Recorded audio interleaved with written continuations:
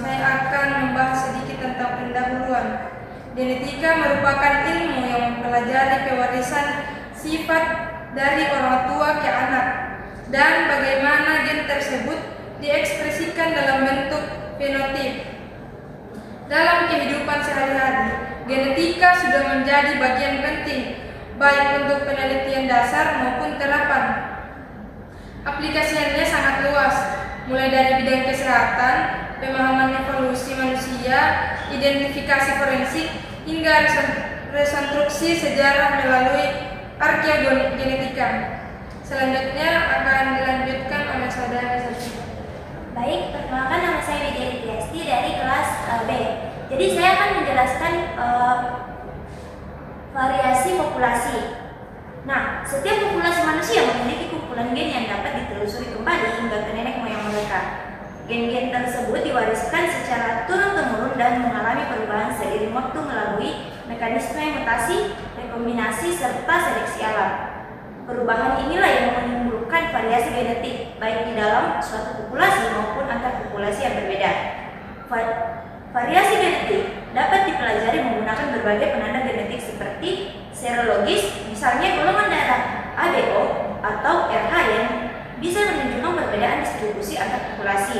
Yang kedua itu biokimia, seperti enzim dan protein tertentu yang bervariasi sesuai faktor genetik dan lingkungan. Yang ketiga itu genom, yaitu analisis langsung pada DNA melalui teknologi molekuler modern yang memberikan gambaran lebih detail dan akurat mengenai keragaman genetik. Penelitian mengenai variasi genetik memiliki peran penting dalam berbagai bidang. Pemahaman variasi genetik juga tidak hanya penting untuk mengetahui asal-usul manusia, tapi juga memiliki implikasi besar bagi upaya peningkatan kualitas hidup melalui ilmu kedokteran beserta masyarakat dan kebijakan berbasis genetik.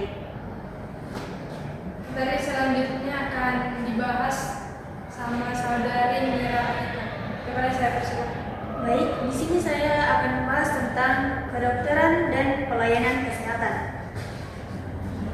Dalam hal itu, genetika berperan besar dalam dunia kedokteran modern karena mampu membantu proses diagnosis, pengobatan, dan pencegahan berbagai penyakit. Penyakit dapat disebabkan oleh kelainan pada satu gen, biasa disebut dengan monogenetik, maupun hasil interaksi antara banyak gen dengan lingkungan. Dengan demikian, genetika layanan kesehatan menjadi lebih akurat dan personal, termasuk melalui bidang farmakogenetik yang menyesuaikan obat dengan profil genetik pasien. Baik, Oke, terima kasih. Selanjutnya materi berikutnya akan dibahas oleh Destika. Saya persilakan.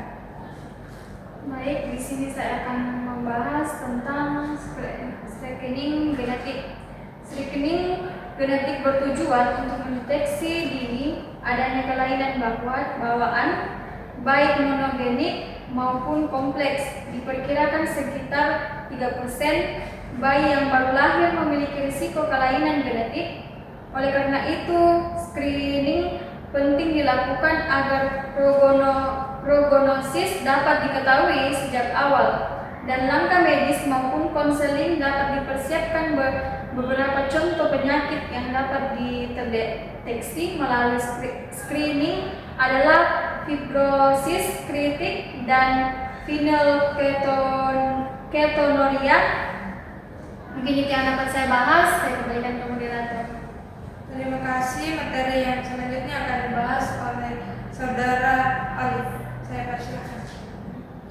Baik, di sini saya akan menjelaskan tentang apa itu arkeogenetika. Jadi arkeogenetika adalah bidang ilmu yang menggunakan genetika molekuler untuk mempelajari masa lalu manusia dengan membandingkan DNA dari fosil dengan DNA populasi modern. Para peneliti dapat mengungkap hubungan antar kelompok manusia, pola migrasi, bahkan penyebaran bahasa prasejarah. Disiplin ini juga membantu memahami penyakit dan epidemi kuno yang pernah mengaruhi manusia. Sebagai contoh, analisis DNA mitochondria menunjukkan adanya ekspansi besar populasi manusia di Asia sebelum munculnya teknologi mikrolit sekitar 35.000 tahun yang lalu. Baik, itu saja dari saya kembalikan kepada moderator. Terima kasih. Selanjutnya saya persilahkan Saudari Widya untuk membahas materi selanjutnya. Nah, materi selanjutnya yaitu konseling genetik. Nah, konseling genetik adalah proses memberikan informasi kepada pasien atau keluarga yang berisiko mengalami kelainan bawaan. Konselor menjelaskan konsekuensi risiko penularan serta pilihan yang tersedia. Proses ini memiliki dua aspek, yaitu diagnosis atau menentukan risiko aktual dan suportif atau memberikan dukungan emosional dan informasi. Meskipun konselor memberikan arahan, keputusan akhir tetap berada di tangan pasien. Itu saja yang saya bahas. Saya kembalikan ke moderator. Materi selanjutnya akan dibahas Saudari Mira. Kepadanya saya persilakan. Baik, terima kasih. Di sini saya akan membahas tentang epidemiologi genetik. Hal ini mempelajari bagaimana gen dan faktor lingkungan berinteraksi dalam mempengaruhi kesehatan dan penyakit pada populasi. Dengan teknologi modern seperti studi asosiasi dan pendekatan epigenetik, para peneliti dapat mengidentifikasi gen yang berhubungan dengan ketertanan terhadap penyakit. Mungkin itu saja, saya kembalikan kepada Anda. Terima kasih. Selanjutnya materi akan dibahas sama Saudari Destika. Kepada saya persilakan. Baik, terima kasih. Di sini saya akan membahas identifikasi pribadi genetika forensik. Identifikasi individu merupakan salah satu penerapan genetika yang penting di bidang forensik. Karena setiap manusia memiliki DNA yang unik, analisis DNA dapat digunakan untuk membuktikan hubungan biologis seperti kasus paternitas, mengidentifikasikan korban bencana, hingga melacak pelaku kriminal. Teknik yang paling banyak digunakan adalah sidik jari DNA atau DNA fingerprinting yang pertama kali ditemukan oleh Alex Jeffreys pada tahun 1984, sampai DNA dapat diperoleh dari darah, air liur, rambut, atau jaringan tubuh lainnya. Mungkin yang itu dapat saya bahas, saya kembalikan ke moderator. Terima kasih. Selanjutnya saya akan paparkan sedikit penutup presentasi kami. Penerapan genetika manusia kini sangat luas dan bermanfaat.